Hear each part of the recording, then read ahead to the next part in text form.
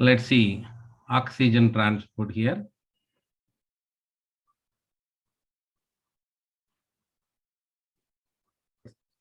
Oxygen transport. Okay, so for the transport of oxygen, actually we need to do two things, isn't it? One is from oxygen, when it comes from the atmosphere to the lungs, there we have a site for exchange of gases. What's that?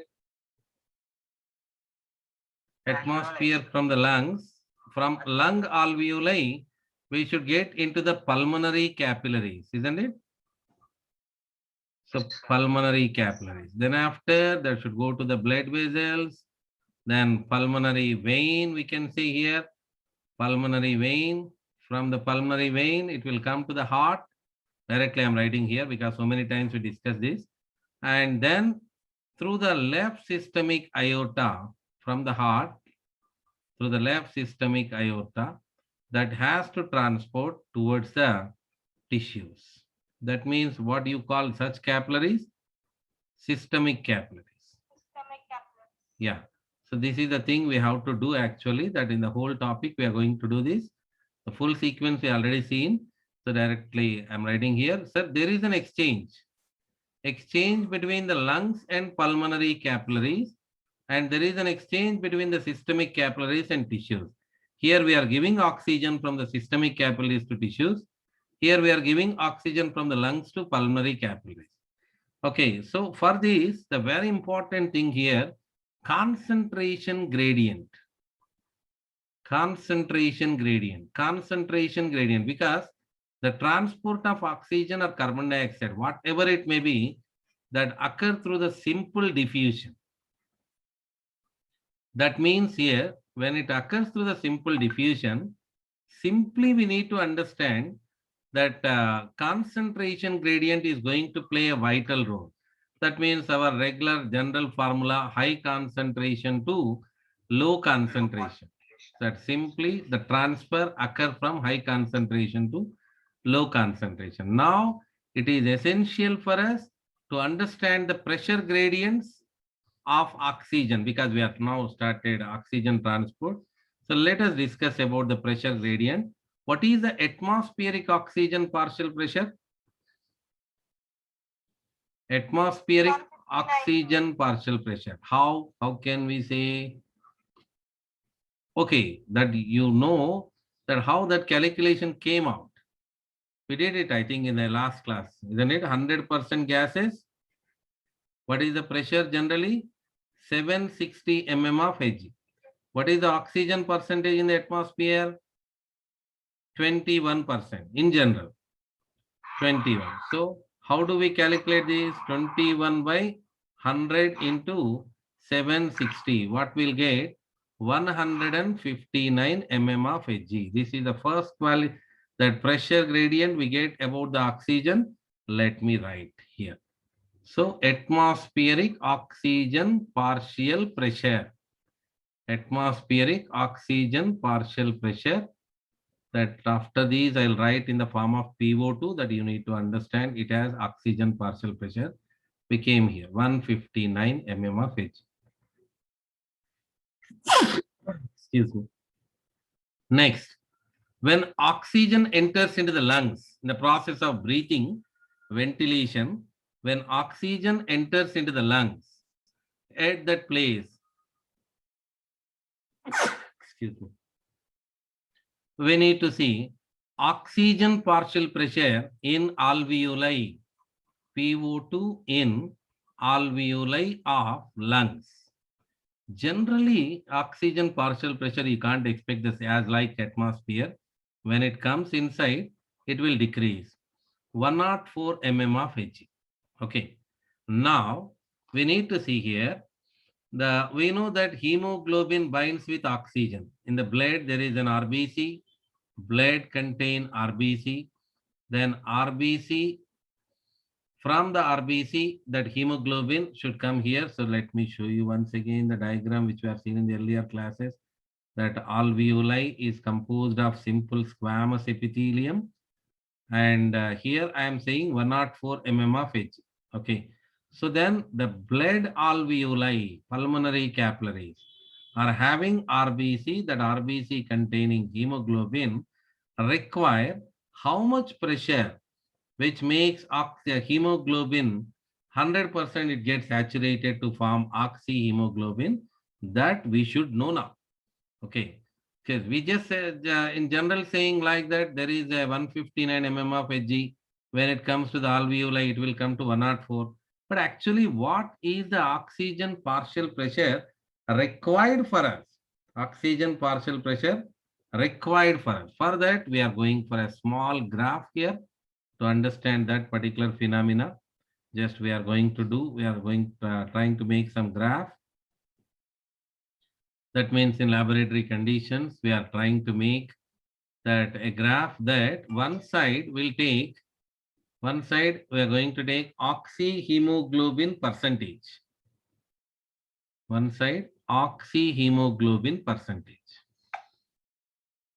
That means in brief words, we can say like this, HbO2 percentage.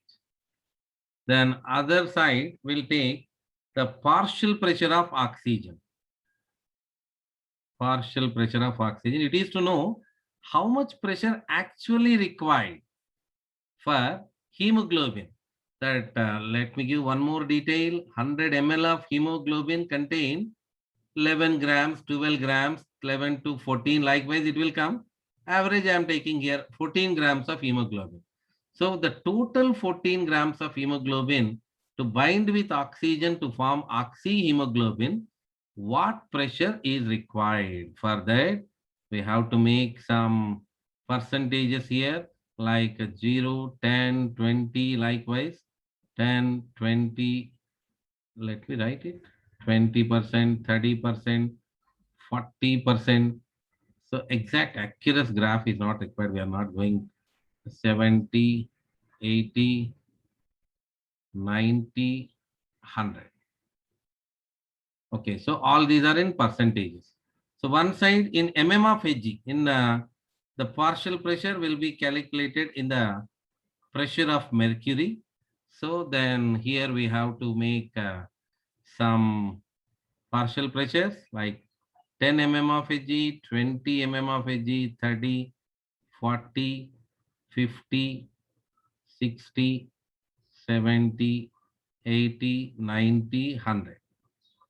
Okay, so listen carefully. This topic will be completed over here itself. After that, no need to prepare that. Just watching these notes will make you to understand everything here. Okay, so that's why listen carefully. Here, what we came to know exactly, 95 mm of Hg oxygen partial pressure is enough for 97% of oxyhemoglobin. Actually, this is even you have to consider as 100% because 100% never it possible here. That means here total 14 grams binding saturation is not at all possible. That's a 97 itself we have to take into the consideration as 100%. That NCERT did actually. That they said 100% directly. Pressure is 95 mm of Hg. That means here we have to take. Okay. Here we have to at 95 mm of Hg, nearly 100%. You need to say here nearly 100% oxyhemoglobin is getting formed. This is called the growth oxygen association curve. That means here association, what I mean, Hb plus O2 which form HbO2. Okay, so in text it is given dissociation. To understand the dissociation, first of all, we need to understand what is association. So finally, we came to third calculation here. The first one we said atmospheric oxygen partial pressure is 159. And the second one, all partial pressure of oxygen in the lung alveoli is 104. And the third one, with a laboratory experiment, we came to understand there is 95 mm of Hg oxygen partial pressure is required over for the formation of 97% of oxyhemoglobin. Now you people need to say here that how much pressure is required for saturation. How much pressure is required for saturation? 95 mm of Hg oxygen partial pressure is required. How much is there actually in the alveoli? 104. 104. Isn't it? 104. Okay. So now let me ask you, is it more than sufficient or less than sufficient, or is it equally whatever we require?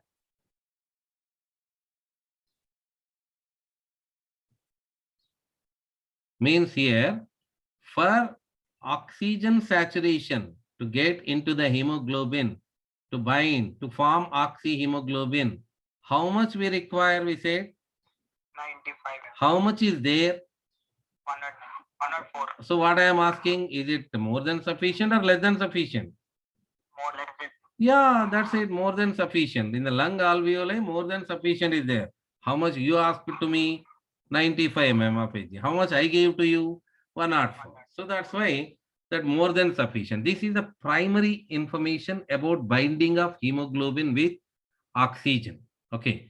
So let me continue. Is it clear? Is it clear the total screen? Yes, sir. Okay. So next.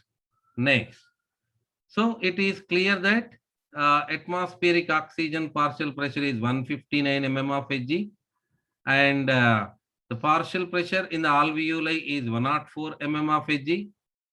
And then, yes. Amma? 6 session record. Oh my God. Hey, 1 minute.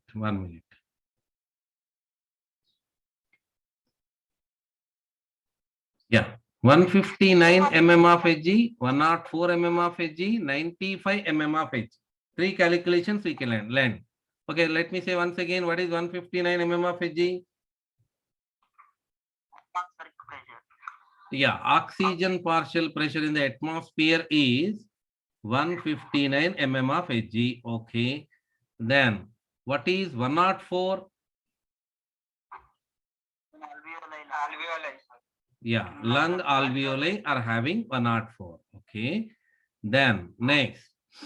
Then what is 95 mm of Hg? Which we require actually for the formation of oxyhemoglobin.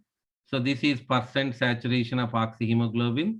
On one side we are taken, and other side, what I mean on y-axis, we are taking PO2, oxygen partial pressure. Then let me draw the same diagram once again, that to understand the other concept related to this. 10, 20, 30, 40. That here we are trying to understand, is there oxygen pressure is the only reason for that means binding of oxyhemoglobin, or various other factors are influencing the binding of oxygen with hemoglobin? That we are trying to understand here. Okay. For that, I just am making one more graph here, that 99% questions are going to be on oxygen transport on these graphs only. So that's why understanding these graphs are going to be very important for us. Okay, so it's ready now. And already we made one graph here that under natural conditions, under normal conditions, we said like so that the percent saturation, nearly 97 or 100% of oxyhemoglobin formation is possible in case where that 95 mm of Hg. Just watch this. Okay, 95 mm of Hg. Now, what we need to see here, two more different conditions. Two different conditions we are watching here. One is at very low pressure, which means nearly 80 mm of Hg. Oxyhemoglobin saturation has done. Okay. And one more thing that we need to watch it out. Under maximum pressure even, no saturation has done. I made some contrast issues here to understand this much better. Then there are three curves you can see here, A, B, C. Okay. So let me explain A first of all. Sorry, B, which already seen. That's it. Let's continue. Under normal pH, normal pH, under normal temperature, under normal pH, normal temperature, low H plus ion concentration. What is H plus ion concentration? We'll get in coming days, in the coming classes. Low hydrogen ion concentration. Then high oxygen, whatever the routine we are saying here, high PO2. So under these conditions, what happened? 95 mm of Hg oxygen partial pressure became enough to make 97 or 100. I am writing here already. I told one side, that's why I am writing here 100% of oxyhemoglobin. For 100% saturation of oxyhemoglobin, 95 mm, which is the previous graph itself that we are seeing, the same graph. But what is the new condition we are seeing now? You see here, new condition. New condition, if you see, nearly 80 mm of Hg, 80 mm of Hg oxygen partial pressure itself made 100% saturation. So first of all, we should ask, how is it possible? How is it possible? That possibility we are talking here now, the conditions called high pH. High pH means acid or base? So I have to explain once, what is this? A pH scale, which you learn in chemistry. 0 to 14 is a scale. In a pH scale, 7 can be called neutral condition. 7 is said to be neutral. 1, 2, 3, 4, 5, 6. This is acid. This is acid. And 8, 9, 10, 11, 12, 13, 14. This is base. Okay. And strong acid means that will be at 1, 2, 3. That all you are going to learn in coming days in the chemistry. If you already learned, just I am giving a small reminder. High pH. Now you see, what is high pH? More than 7.7.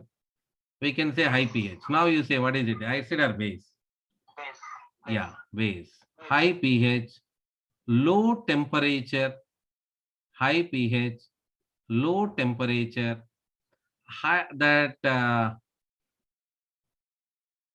low hydrogen ion concentration. We'll write here, not to confuse. We'll write here normal hydrogen ion concentration to understand much better. Low hydrogen ion concentration. What we have to write one more? High pH as usual. Okay, so high pH, low temperature, low hydrogen ion concentration, low carbon dioxide, low PCO2. These conditions. So let me write here. This information which we wrote there. I am writing here. So that different situations you can see here. At 80 mm of Hg, 97% or 100% of oxyhemoglobin is getting formed. The second condition, what is the second condition? Regular condition itself. 95 mm of Hg oxygen partial pressure has given 100% of oxyhemoglobin. What is the third condition? That we raised it. We raised it. 100 plus pressure is there, but no saturation at all. Some 70% of oxyhemoglobin is only found. Okay, what is the reason? That means with this graph, we can understand here, for oxygen binding with the hemoglobin, oxygen partial pressure is not only the reason. Oxygen binding with the hemoglobin, oxygen O2, PO2 is not only the reason. There are some other factors. PO2 is not the only reason. Pressure of PO2 is not the only reason. Perhaps some other factors are involved here. So some other factors are involved. Okay, so that we are talking about some other factor. Student enthusiasm is not only the reason to get medical seats, some other factor. What will be some other factors in NEET point of view? So choosing a right place, choosing the right faculty, doing the right material, that practicing the right questions, they are all also going to be, sir, I have enthusiasm that I'll get. Not like that. There are some other factors. College, lecturers, and other issues are also influencing, isn't it or not? In the same way, binding of oxygen with the hemoglobin, binding of oxygen with the hemoglobin, partial pressure of oxygen is not only the reason. Here, I think you can say this.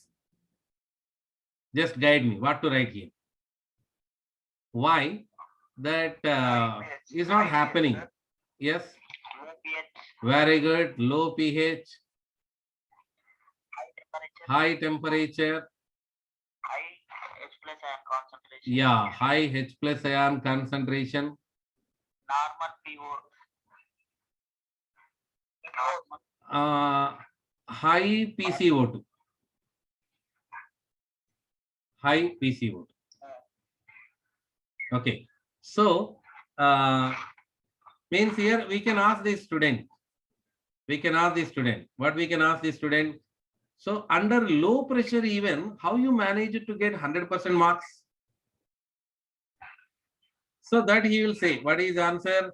There are some other factors influenced me, faculty, college, and the material I selected, likewise. Got it now? Okay. For this student, what will ask the question? Doing this much effort even, why you are not able to get full marks? Means here, there are some other factors influence, movies, friends, Netflix, Amazon, etc., etc. Facebook, you know more than me. Okay. So that let me write here in order that whatever we learn here, high pH, 80 mm of Hg, that means under very low pressure even, they managed actually, isn't it? High pH.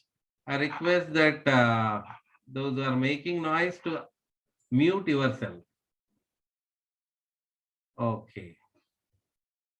Great piece. Thanks for that. Low hydrogen ion. Low carbon dioxide. These are the other factors influenced here. Okay. So let me make a box. This is very important here. This is very crucial for us, for our easy understanding. This is very important. So this box is over. Is it clear? Next.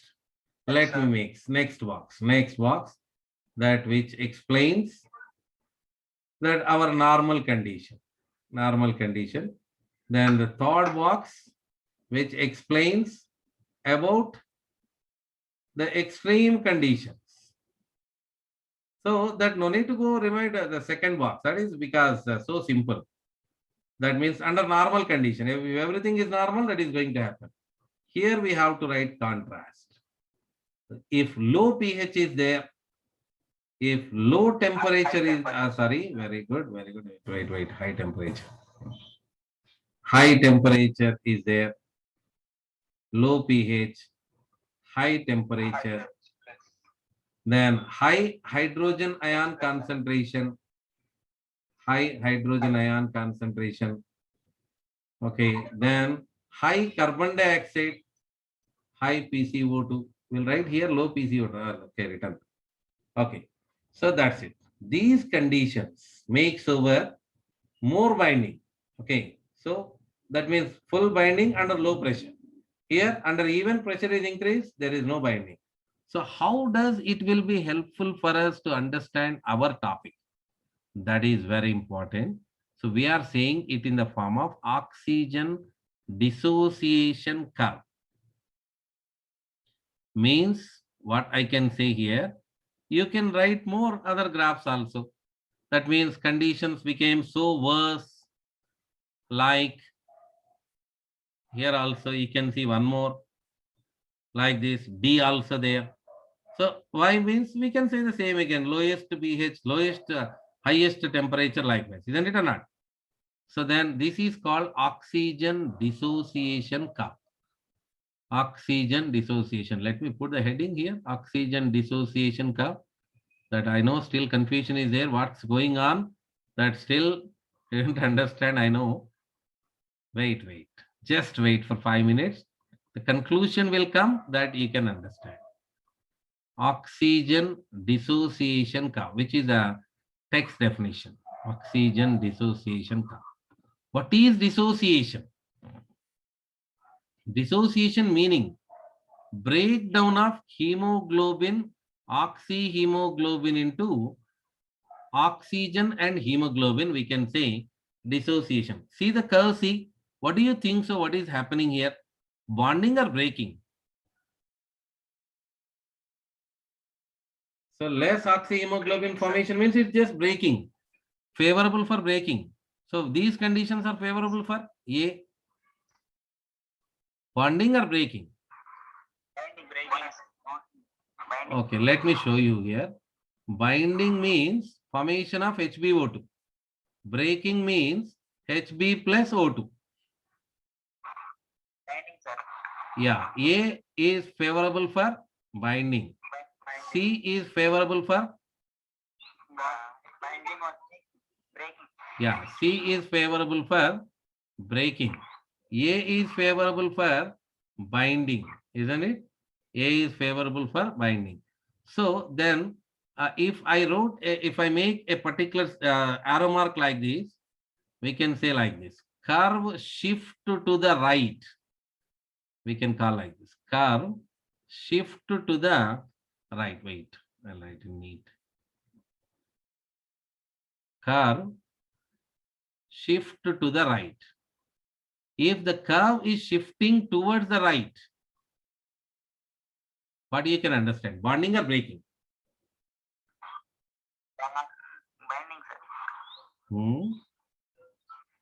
Curve is shifting from A to B, B to C. What we can understand? See the arrow mark is going down. But what is happening? Breaking here. See the arrow mark. See the arrow mark. We are moving down. Curve shift to the right. Means here, curve shift to the right means dissociation. That will justify the statement. Dissociation, which means breaking. We can say it as breaking. We can say it as dissociation. Okay. So what is meant by dissociation? Can you give the reason why it dissociates?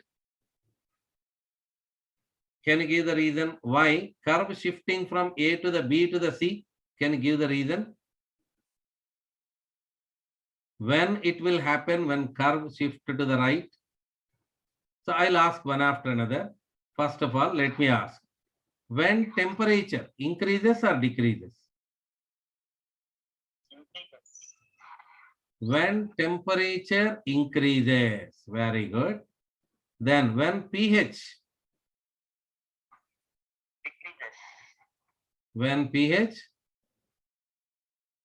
decreases. Okay. When hydrogen ion concentration increases. Okay. When hydrogen ion concentration increases, the things will become worse. I am talking about he is an intelligent student A. He requires less oxygen partial pressure. He can make miracles. So how to stop this person reading? How to stop this person for breaking the bonding? Means here we need to adapt him to go for WhatsApp, Facebook, Amazon, Netflix. If you give all these things, what happens to him? It will form binding or breaking? Breaking. That's what. These are all high temperature, that low pH, hydrogen ion. This is Netflix. This is Prime. This is Hotstar. Whatever. Okay. So that these things are making. So a curve shift to the right is only given in the textbook here, but we have to write the both. So that means I think you people can understand if I draw this particular graph simply like this, even in the small format. Simply like this means I'm not writing any calculation there. You can understand. I hope so. Yes, sir. This is a normal one, middle one, and This is the lowest one, worst one. Okay. So let me extend this little bit. Yeah, this is the lowest one. Then what I said, this is what I said. Means curve shift to the right. Under what circumstances? OPH. That we'll write here. Under what circumstances? Under when we say here when temperature, because these are going to be statement question for us. When temperature increases, Low. when pH decreases, Decreases. when hydrogen ion concentration increases, when carbon dioxide levels are increased, PCO2 increase. So this we need to fill like that. When temperature increases, when pH decreases, that means it becomes acid. When hydrogen ion concentration increases, when the carbon dioxide concentration increases, curve shift to the right. Try to understand this. What is this? Binding or breaking? Breaking, sir. Yeah, it's just breaking. It's just breaking of oxyhemoglobin into oxyhemoglobin and oxygen. We say just it is breaking. Okay, let's make it contrast item for this. Let's make it a contrast item. That the graph as usual, and one side will take the oxygen saturation, and other side we are going with carbon dioxide concentration. That sorry, oxygen partial pressure on other side. And let's make some graph here. This is the middle one. This is the middle one. And this is the upper one, where upper one indicates what? Not high, sir. High pH. Yeah, under under very low pressure even that can make possibility that you see here. Whenever doubt comes, it should come here. So under very low pressures even, you see here, 80 mm of Hg, this is A. So if I write here, it will be better, you will understand. This is A, this is B, this is C. Graph, three issues explained here. Under very low pressure, more saturation.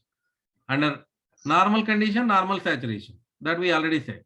Under high pressure, even no saturation. Breaking only happening. Why it is happening? That we have to see. Then now I am saying here, curve shift to the left. This is the application. This High is the pH, sir. application. Hmm? High pH. Yeah. Binding, sir. Binding. Yeah, this is binding. Curve shift to the left. Okay, so what is this? This is binding.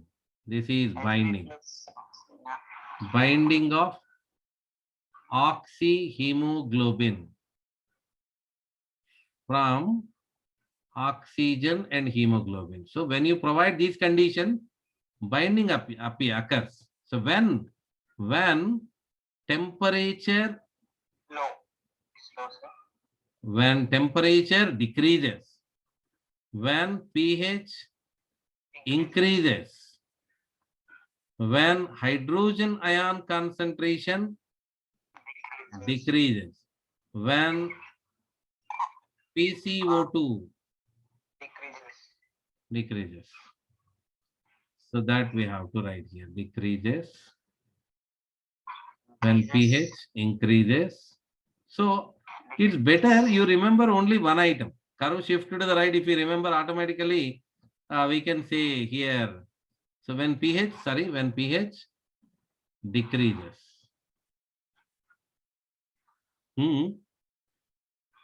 Increases, sir.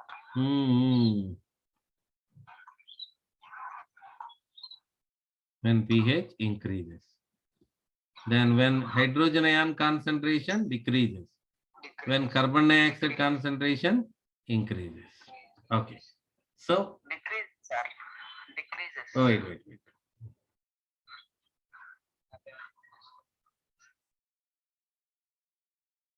decreases. So this is the condition. Curve shift to the right is a regular question. We'll have that in a textbook here. And when curve shift to the left, this is the greatest application we can say here. This is going to be a greatest application in examination point of view. And nowadays we can expect these kind of questions in the NEET. Okay, so this is the condition. You see here, this is the condition. Okay. So is it clear? Any doubts? No, sir. So with these, I think we can enter into the oxygen transport. But before we go, that little two more concepts left over here to understand. 100% hemoglobin, we said, isn't it? 100% oxyhemoglobin. We called it as 100% oxyhemoglobin. What it means? That means 14 grams of hemoglobin bind with oxygen. So one hemoglobin can carry how many oxygen molecules? That's the question now. That's the question now. Hemoglobin. For that, we require some hemoglobin information. We classify, we break hemoglobin. If we break hemoglobin, we'll get two portions here, heme and globin. In the heme, we'll find 4 porphyrin rings. We can say them as porphyrin rings. Okay, so that we can say, let me write here, that not necessary for us. In chemistry, you may get, I think, porphyrin rings, 4 porphyrin rings. Globin is with 4 polypeptide chains, which we have to name them as alpha 1 polypeptide chain, beta 1 polypeptide chain, alpha 2, beta 2, like that. Okay. So one hemoglobin means you need to understand like this. One hemoglobin, which means 4 porphyrin rings. I am not going to draw any chemistry equation, just for our regular understanding. 4 porphyrin rings, which sir is saying rings and drawing lines. That don't misunderstand. I am not going to say all the chemical structures. So, okay, 4 polypeptide chains, alpha 1, alpha 2, beta 1, and beta 2. Okay. So, what kind of oxygen we can expect on above the porphyrin rings? Ferrous or ferric, we can say here, Fe2 plus. That iron you can see here in the center of porphyrin ring, we can see the iron element, that is ferrous or ferric ions, we can say here.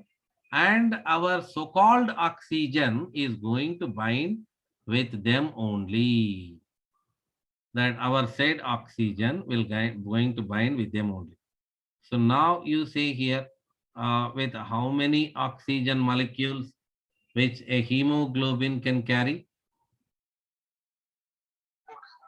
Yeah, one hemoglobin can carry 4 oxygen molecules. Hemoglobin can carry 4 oxygen molecules. So that will show like this generally.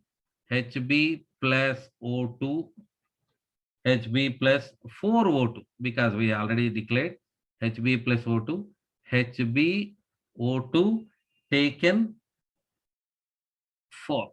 You have to say like this. This is oxyhemoglobin original format. Okay. So that's it. This is one of the concept you should learn, that hemoglobin concept here, heme plus globin. Heme is having 4 porphyrin rings with iron in the center. Porphyrin rings we say here. That porphyrin ring structure, interestingly, you are going to learn in chemistry. That not here now. That 4 porphyrin rings and 4 polypeptide chains. Polypeptide chains. Alpha 1, alpha 2, beta 1, and beta 2. Globin is a protein actually. When we are saying that is a polypeptide chain, that we can say definitely globin is a protein. Okay, so this is one of the concepts that we have to learn. Is it clear? Yes, sir. Yes. Next we'll move to another concept. Here, 100% of hemoglobin bind with oxygen. That means in general terms, we can say 14 grams of hemoglobin is participated nearly, as I already said to you, That's why I'm freely moving. 14 grams of hemoglobin, and each hemoglobin carry how many oxygen molecule? 4 oxygen molecule. Okay. Now the question raises here, 75% of oxyhemoglobin saturation means in the 14 grams, how much of hemoglobin might be participating in the oxygen transport? So out of 14 grams, here we said 14 grams. So here, how much out of 14 grams? Again 14. That was an interesting thing. That means here, each hemoglobin, full hemoglobin is participating, no doubt about that. Simply we have to say carrying 3 oxygen molecules. Next, 50% of oxyhemoglobin. What it means? Out of 14 grams of hemoglobin, 14 grams is participating. 14 grams is participating. Just you need to understand each hemoglobin is carrying only 2 oxygen molecules. Okay. So dissociation also the same. Now I am talking about association. Dissociation also the same. That means 25% of oxyhemoglobin, which means, that means actually this calculation, I have to say in the beginning, 100 ml of blood.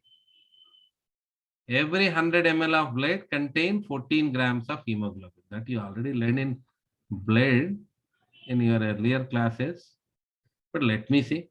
So out of 14 grams present here, the 14 grams will participate. That means each hemoglobin can carry 1 oxygen molecule.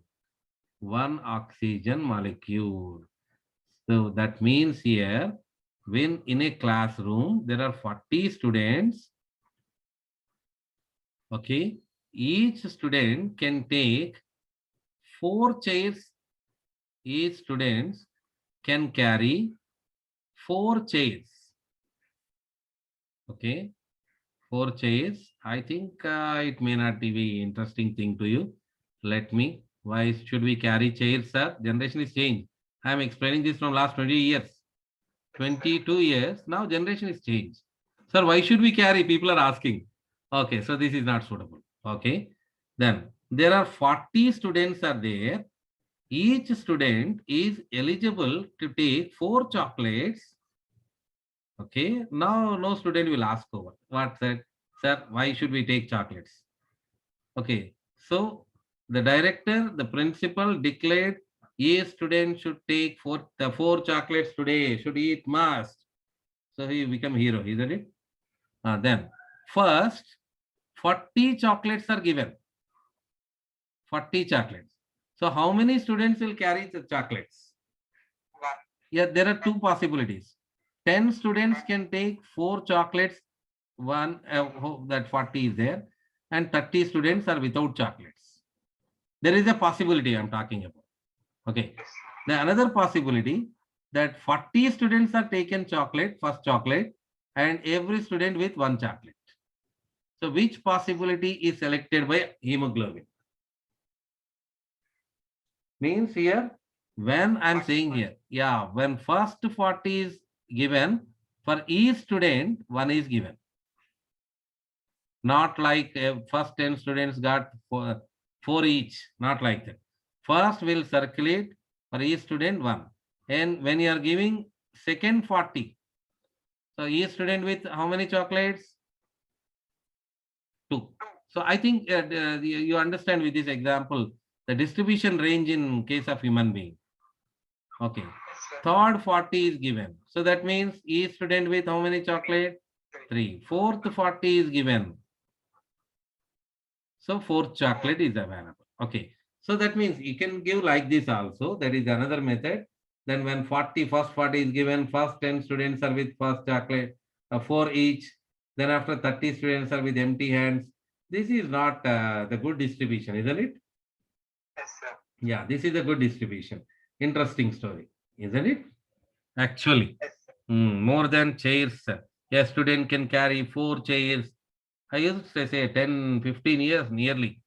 That 4 benches I used to say in the initial days. Then after I modified to chairs. So now students are asking, sir, why should we carry chairs? You don't have any workers? People have started asking. Then I changed myself. Okay. Chalo. So another concept is completed. Another concept is completed. The first concept I said about atmospheric pressure 159. Oxygen partial pressure in them is 104. And after that, what I said, there is a curve, dissociation curve, oxygen dissociation curve.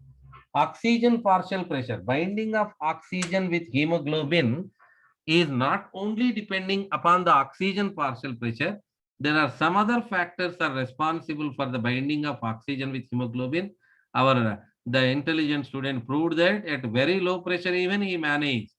High pH, low temperature, low H plus ion, low carbon dioxide helped him at very low pressure even, at 80 mm of Hg even, he managed to bind.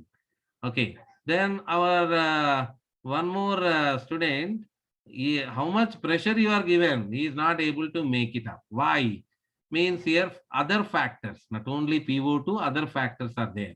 This is the best box to understand influence of other factors. When low pH, when high temperature, when high H plus ion concentration, when high carbon dioxide is present, that hemoglobin can't make up with oxygen. Okay, then here we said the same concept here. When temperature, when pH, when temperature increases, when pH decreases, when H plus ion increases, when PCO2 increases, oxygen breaking occurs, that is shown in the form of curve shift to the right. When curve shift to the right, when favorable factors appear, like temperature decreases, pH increases, when H plus, when PCO2 decreases. So there are some limitations always, sir. When temperature decreases means if I sit in deep freeze, so I get more oxygen, don't ask like that. That is going to be very dangerous nowadays. Oxygen is the biggest problem nowadays. Sir has given idea. If you want more oxygen, stay in low temperature. That means in the deep freeze at 0 degrees centigrade, not at all helpful for you. Okay. So, okay, let me name this particular curve. That is, this curve is also called sigmoid curve. So let me write somewhere else here as a sigmoid curve. The middle curve, the B curve is said to be sigmoid. B is a normal curve. We have only B in textbook. NCERT textbook is having only B, but people should understand human physiology cannot be sticked on towards that state text, NCERT text, whatever.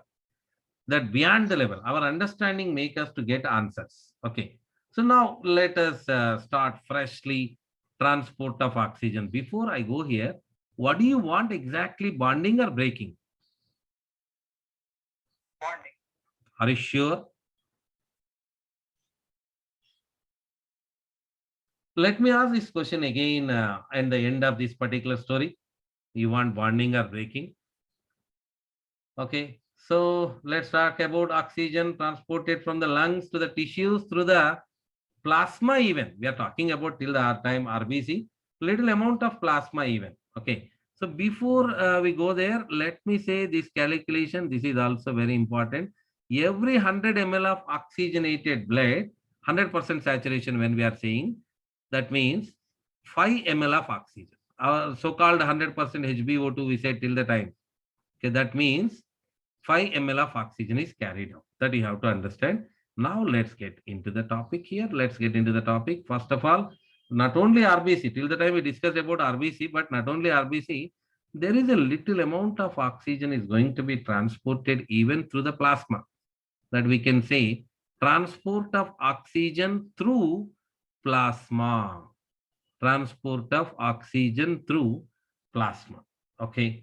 Very, very little, about 3% of oxygen. 3% of oxygen is going to be transported in this particular way, is carried through the plasma. Very, very little. 97%, that means most of the oxygen is going to be transported by our that said story, RBC, hemoglobin.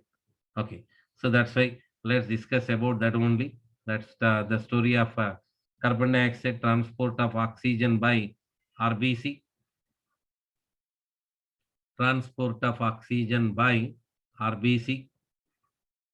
Let's discuss that. Okay, sure. Let's go with the transport of oxygen with the RBC. Here we should, I think we should classify this into two portions. Okay. At pulmonary capillaries, isn't it? At pulmonary capillaries. Yeah, let me draw the diagram. Again, this is the last time here that actually we are doing again and again. But actually question even asked so many times. So that alveoli is made up of simple squamous epithelium. That alveoli is made up of simple squamous. And we are now ready. Here 104 mm of Hg oxygen partial pressure is present.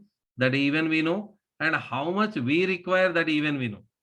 Okay, so let me draw at least this time that blood capillaries with white, red color. So I am thinking of for so many times, but always I draw alveoli with red color. Okay, so this is alveoli with simple squamous epithelium, and at least blood capillaries should represent with red color, at least for the last time. So from where we are coming? Actually, we are coming from heart. Who is that blood vessel? Yeah, from right ventricle, who is arising? Pulmonary arch, we can say pulmonary artery. Better here if you represent it as artery. Pulmonary artery. Arch is a bigger word than artery. Whatever. Okay, so these are the pulmonary capillaries. They're asking you for oxygen. Why they're asking you for oxygen? Till the time, in general terms, you may call it as they contain deoxygenated blood. Now we are going with classic calculation. They have very less amount of oxygen. How much oxygen there? 40 mm of Hg oxygen is there. How much oxygen is there in them? So deoxygenated blood means how much oxygen present? 40 mm of oxygen is present. Okay, so how much alveoli are having? Yeah, enough good, isn't it? Enough good is there actually. Enough good is there. So how much difference is there? You have 40, I have 104.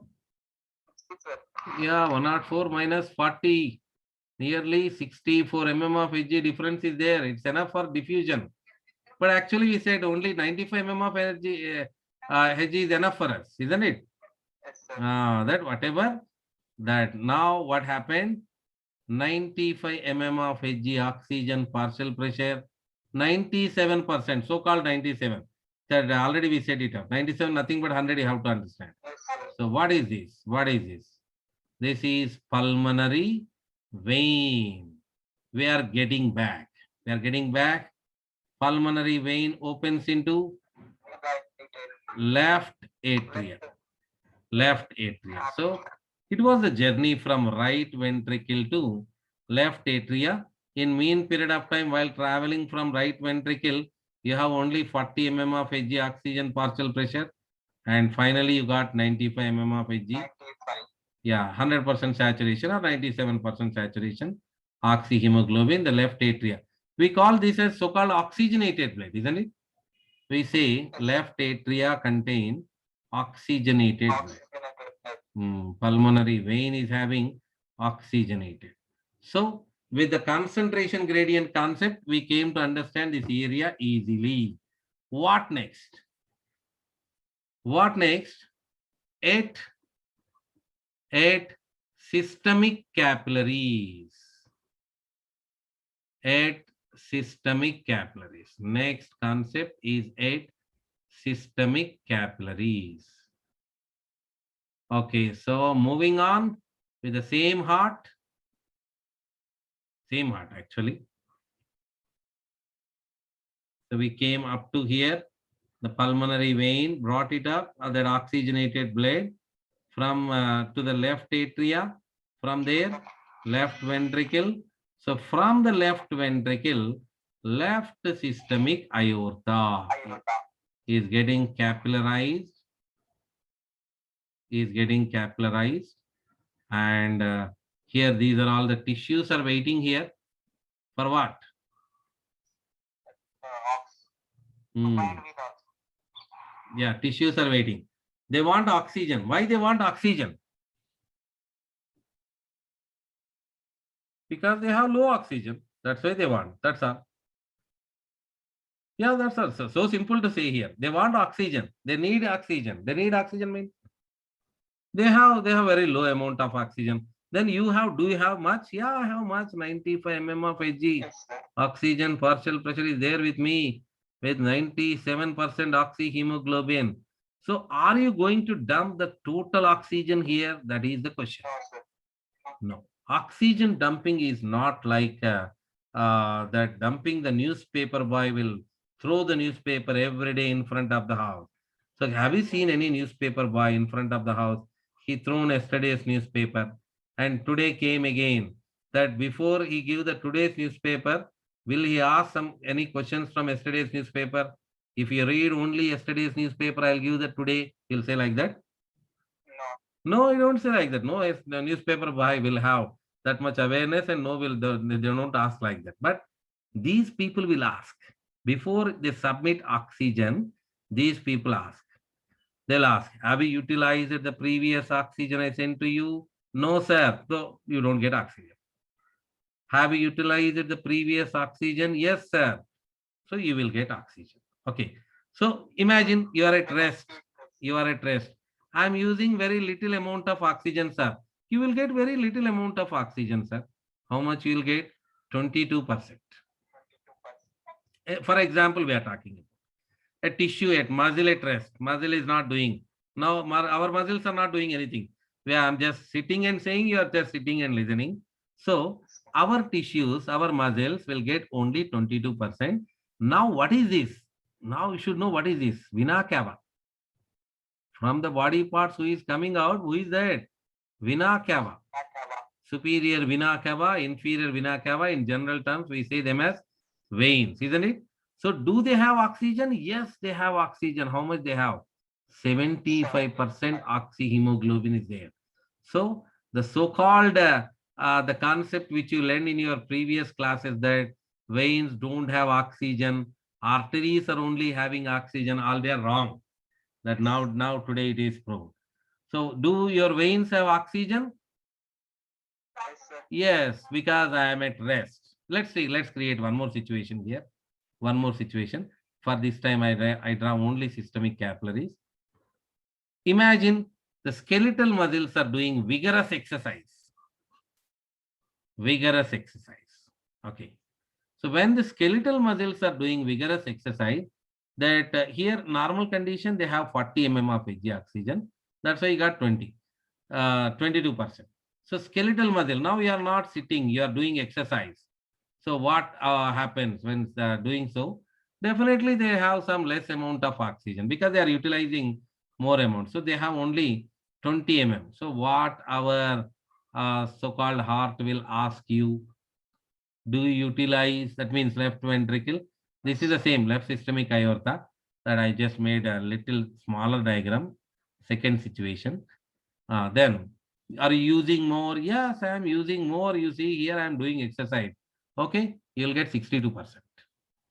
So exactly 62, exactly that what I am saying here, you get more. So how much you have here? Actually 97% oxyhemoglobin.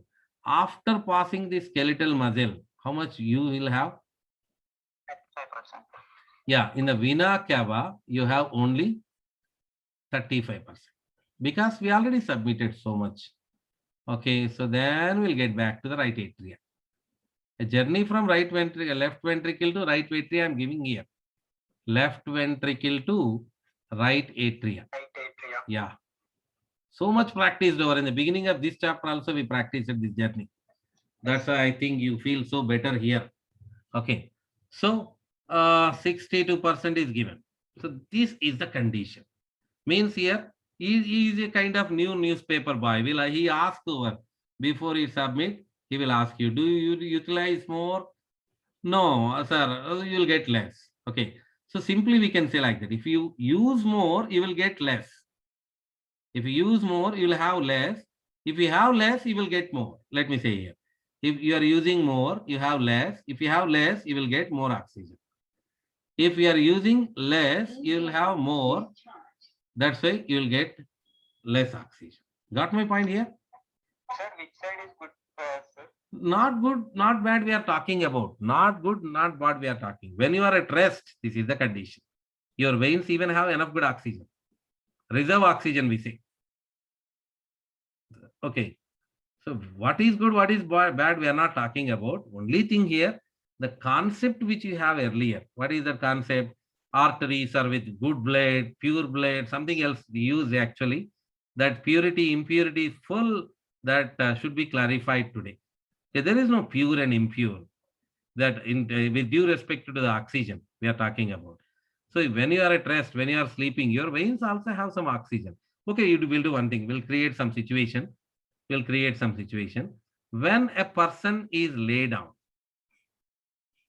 okay, and all these events which I am saying here is completely expert process. Any individual student should not perform this particular by taking permission from you after even I am saying. So are you going to do this? No or yes? The event which I am saying you should not perform. For example, with a person is sleeping, we are pressing pillow. Okay, I am sleeping, you came here.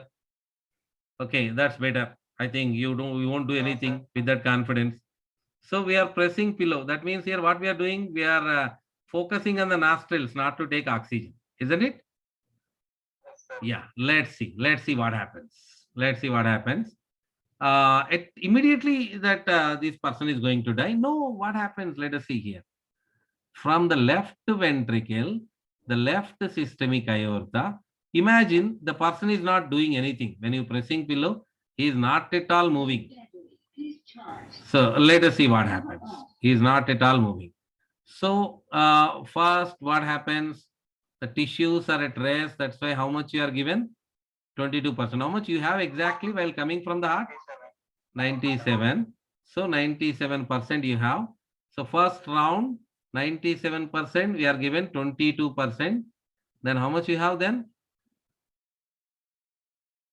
97 minus 22. 75. 75% oxygen you have. Okay.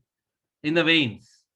Then just let us follow the path here. Let us follow the path that 75% oxygen will come to the right atria, right ventricle. They go to the lungs for oxygen. Well, the lungs are having oxygen. No, understand the situation. The person is pressed with pillow and his nostrils are closed. Will he get oxygen? No. No. Shall I get back? Left atria, left ventricle. We're coming back. How much you have this time? 75%. So again, you are providing 22%. Now you say 75 minus 22. 53%. Okay, now this 53% is going back again. Right in vena cava, right atria, right ventricle, pulmonary aorta, lungs, pulmonary vein, left atria, left ventricle. How much you have now? 53%.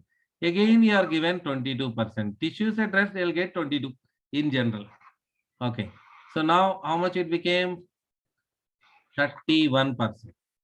So again, you are provided 22%.